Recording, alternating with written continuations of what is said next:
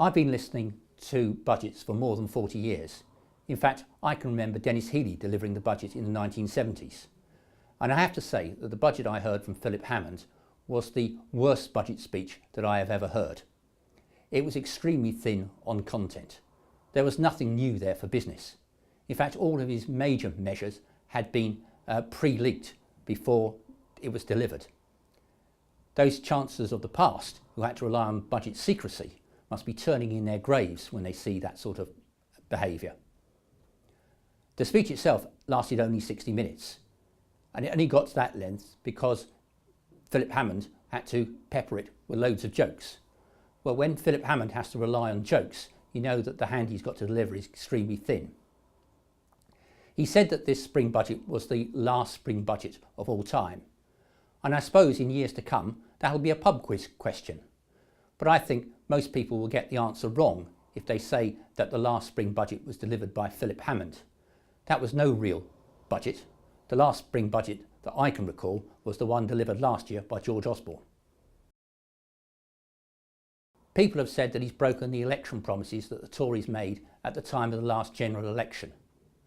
They went into that election and promised a triple lock on tax, that there'd be no increase in the rate of VAT, in the rate of income tax, or in the rate of NIC. And now that he's proposed an increase in the rate of Class 4 NIC for the self-employed, people have said that the Tories have gone back on their election promise. Well, what's the surprise? As soon as that pledge had been given, the Tory government went back on those promises. Immediately, they introduced a new rate of NIC of 0.5%, but they called it the apprenticeship levy to try and claim that they had honoured their promise. That is a 0.5% increase in the rate of NIC for any company that has a payroll of more than £3 million. Also, in that first budget after the general election, they increased the rate of dividend tax for all those individuals taking money out of a company by way of dividend by a whopping 7.5%. So what's the surprise that they've broken the election promise for the third time by proposing an increase in the rate of NIC for the self-employed? The disappointing part about the budget speech from Philip Hammond was the fact that he didn't give us a true picture of the financial position of the country. What he merely did was concentrated on the figures that he has in his budget going forward of the sums that he would like to see. When we go and talk to companies, we don't talk to them about their budgets going forward in isolation. We ask them first, how have you done in the past? What do your accounts say? When did we last see the accounts of the government? Well, they haven't been published since the 31st of March 2015. That's now 2 years ago. What did those accounts show? Well, those accounts showed that in that year alone, the government overspent by £260 billion. And therefore, at 31 March 2015, the aggregate amount that the government had overspent was a staggering £2.1 trillion. That means that the amount they'd overspent was equal to the amount of tax, of total tax, that the government expects to raise between the 1st of April 2015 and the end of May 2018.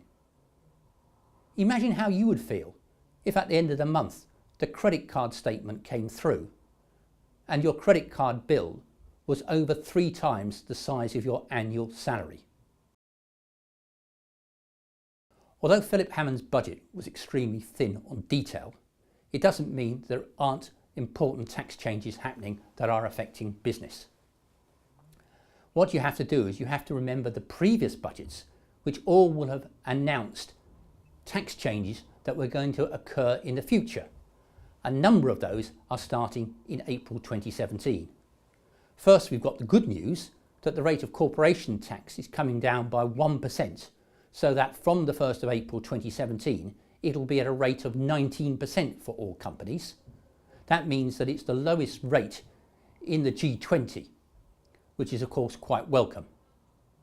But at the same time, we realise that most large employers face an increase in their effective national insurance contributions because of the introduction of the 0.5% apprenticeship levy.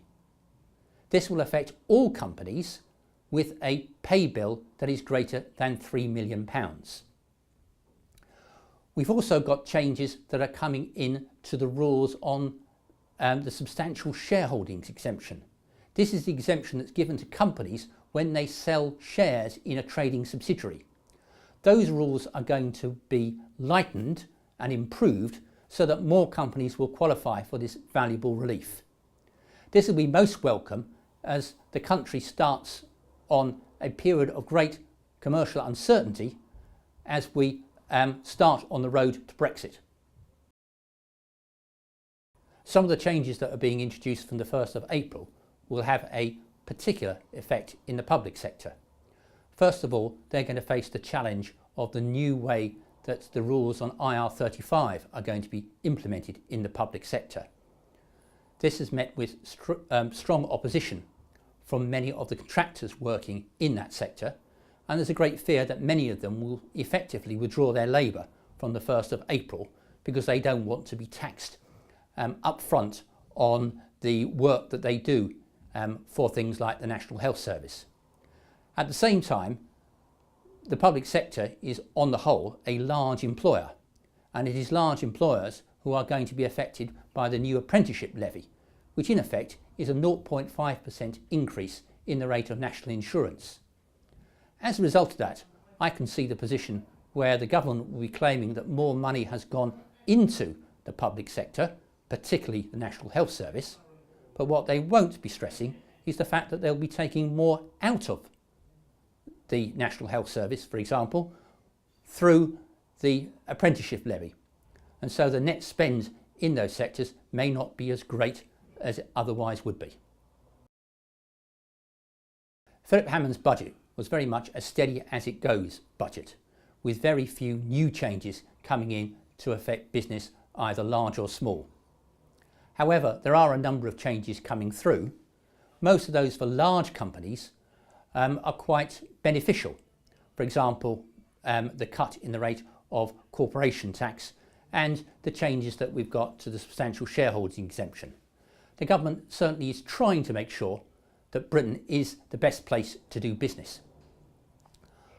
For smaller businesses, there may be more challenges, particularly if they're contractors working on their own account. They may face the renewed challenges under IR35 and the like, but those are areas in which we've given plenty of advice to clients in the past and can do so in the future. Overall, I think that Philip Hammond wants to keep his powder dry because he realises that there's great uncertainty in the immediate future as we embark on the road towards Brexit.